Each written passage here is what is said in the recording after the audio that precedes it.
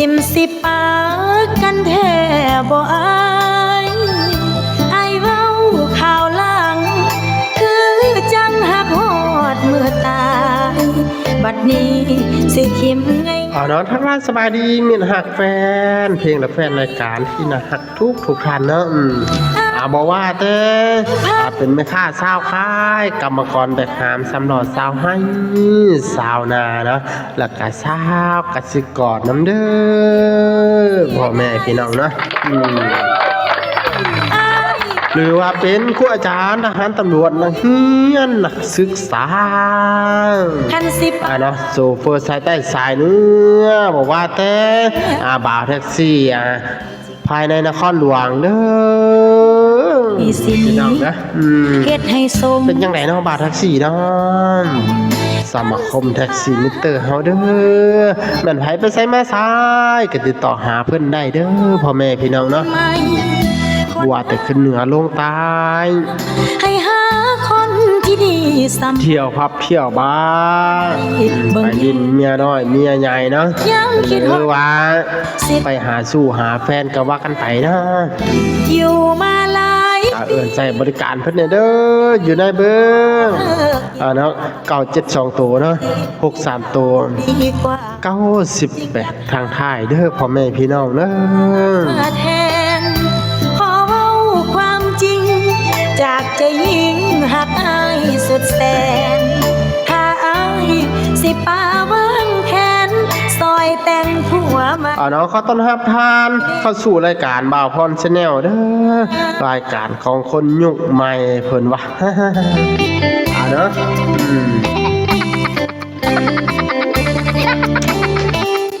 ตอนนี้ครับดำเนินรายการโดยบ่าวพรเนาะบ่าวพรคือเก่าเด้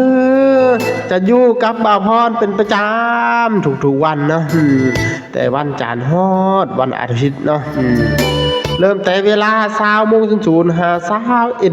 ถึงเด้อพี่น้องเด้อสินี้เฮ็ดให้สมศักดิ์ศรีแน่ท้องคันสิฟ้าหาผัวให้ก่อนอายจริงจากจรไปหาน้องอยู่นำกัน1 ชั่วโมงเต็มๆเนาะพ่อแม่พี่น้องนะที่มามอบเสียงเพลงเสียงโอ้เสียงรำเสียงแค้นให้พี่น้องได้ฟังเนาะบ่ว่าแต่พี่น้องทางภาคเหนือภาคกลางและก็ภาคไทยหรือว่าทั่วประเทศลาวและนอกประเทศเด้อพ่อแม่พี่น้องเนาะบ่ว่าแต่ไทยบ่ว่าแต่เวียดนามประเทศอีกอย่างกันแล้วว่าไปเนาะพี่น้องเนาะบอกว่าแต่ FC ทางอเมริกาก็ว่ากันไปนะมาเนาะมาพบพ่อกันในมื้อนี้ก็คือมื้อวันเสาร์เนาะวันที่25เด้อเดือน7เนาะ2026นะให้แน่เด้อมาพบพ่อกันในระยะนี้หรือว่าระยะทำอีดพวกเฮาไปรับชมหรือว่าไปตอมแห้งใจให้ทาง FC เพิ่นเด้อพ่อแม่พี่น้องเนาะเพิ่นขอมาเพิ่นขอว่าบ่าวพรขอเพลงนำเด้อเพลงผลงานเพลงดอกคายสะอื้นห้องโอ้ยแดงดวงเดือนนะมาพิเศษแม่นให้บ่าวพรเด้อพ่อแม่พี่น้องจังได๋ก็ขอบใจเด้อที่มอบผลงานเพลงดอกคายสะอื้นให้บ่าวพรนะไปหับไปโซนกันเลยเนาะดอกคายสะอื้นเนาะ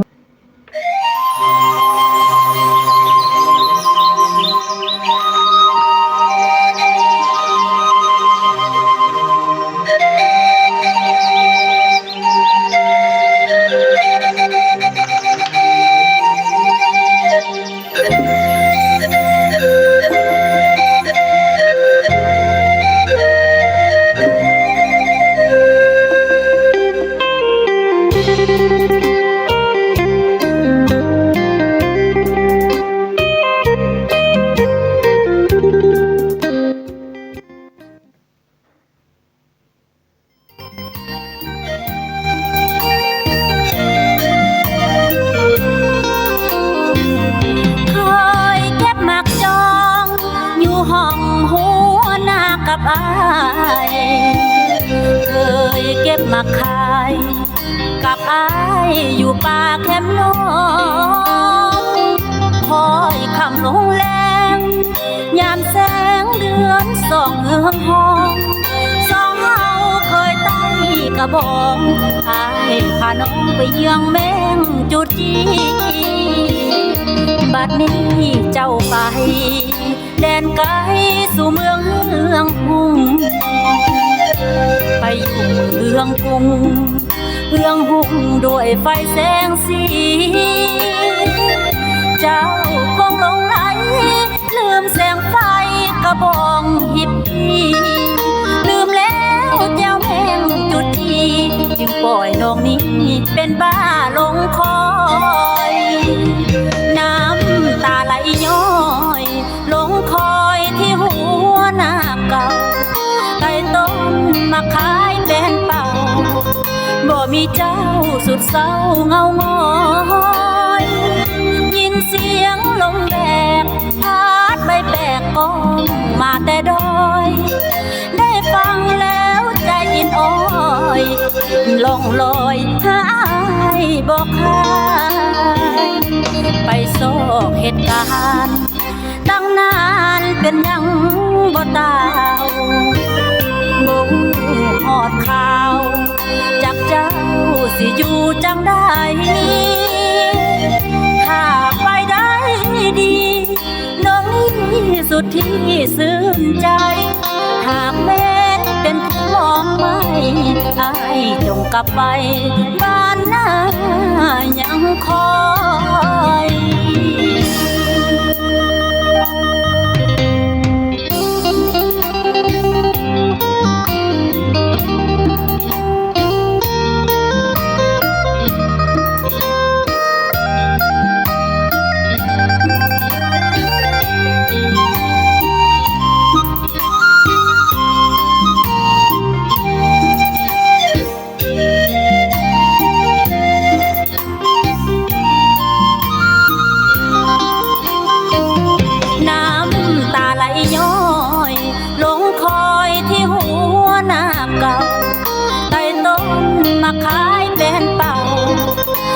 มีเจ้าสุดเศร้าเงาหงอย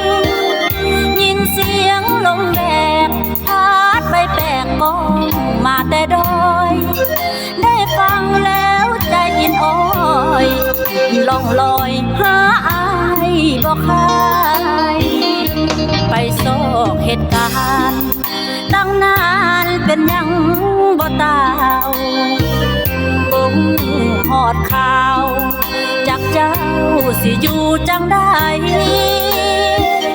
ถ้าไปได้ดีน้องนี่สุดที่ซื่นใจหากแม้เป็นผู้มองไม่อ้ายจงกลับไปบ้านหน้ายังคอย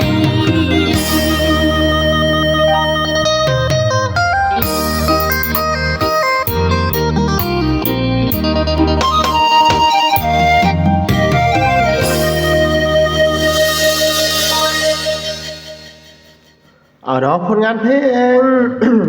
ผลงานเพลงดอกค่ายสะอื่นก็ชบลงในห้องด้วยแดงดวงเดียนเด้อพ่อแม่พี่น้องนะเป็นจังไหนเนาะม่วนบ่จะบ่ม่วนบ่เนาะพ่อแม่พี่น้องเนาะครับเอาเนาะผู้ใดที่กำลังฟังรายการอยู่ตอนนี้เนาะแม่นฟังอยู่เขตใดบ้านใดเมืองใดแฝงใดก็รายงานให้ทางรายการฮู้แน่เด้อพ่อแม่พี่น้องเด้อเนาะสำคัญก็คือรายงานทางสภาพอากาศเนาะของแต่ละบ้านแต่ละเมืองแต่ละแฝงเป็นจังใดเนาะฮ้อนหรือว่าหนาวหรือว่าฝนตกอยู่ฝนตกหรือว่าเป็นจังได๋ครับว่ากันไปนะได้จากดอกเบี้ยแห่งคุณเนาะระยะดีนึงหรือว่าระยะทำอิฐนะก็จบลงไปเลยเด้อพวกเฮาทาเบิ่งพาไปชมอยู่ในระยะที่2เด้อพ่อแม่พี่น้องดอกยางเนาะไปหับไปชมอยู่ทางช่อง YouTube นี่เด้อพ่อแม่พี่น้องเนาะเป็นเต็มรายการเลยเด้อ หอบเดียวเลยเด้อทาง YouTube เนาะทาง YouTube บ่าวพร Channel เด้อสื่อ Facebook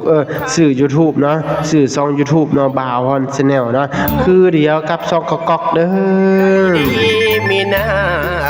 อย่า เอาเนาะเข้าไปเบิ่งแล้วก็ติดตามให้แน่เด้อพ่อแม่พี่น้องเด้อแล้วก็กดไลค์กดแชร์กดคอมเมนต์ดินน้ำกันในเด้อทางช่อง YouTube เนาะ กันนะ ช่อง YouTube บ่าวพร Channel เด้อ ภาพความ เอาเนาะจังได๋ก็ขอบใจเด้อพ่อแม่พี่น้องที่มาหับมาชมผลงานรายการของเฮาแล้วก็ผลงานเพลงทางรายการเปิดให้เด้อตั้งแต่ต้นจนจ